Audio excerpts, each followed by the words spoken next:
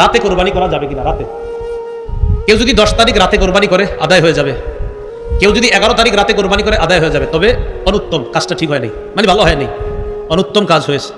10 তারিখ রাতে যদি কেউ কোরবানি করে হয়ে যাবে, অনুত্তম হয়েছে। 11 তারিখ রাতে যদি কেউ কোরবানি করে হয়ে যাবে, কাজটা সুন্দর হয় নাই।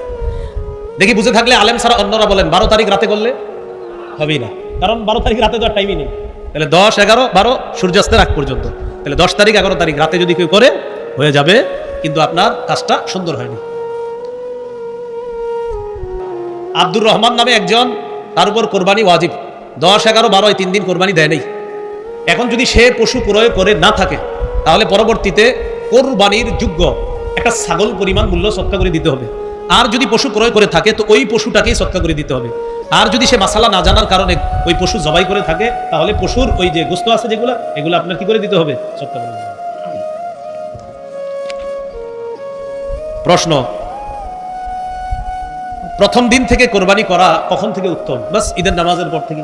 আগে আগে ঈদের নামাজ পড়বেন, আগে আগে ঈদের নামাজ পড়ে আগে আগে কোরবানি করবেন, এটাই উত্তম। ফজরের পরে কোরবানির ঈদের নামাজ বেশি বিলম্ব না করা।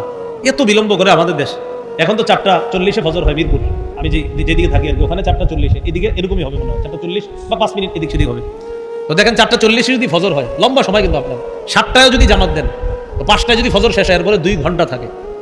তো যাই হোক, এটা বললাম আর কি, উত্তম হলো তাড়াতাড়ি ঈদুল আজহার নামাজ পড়া আর তাড়াতাড়ি কোরবানি করা। আল্লাহ আমাদের সকলকে এই সুন্নাহগুলো জিন্দা করার তৌফিক দান করেন।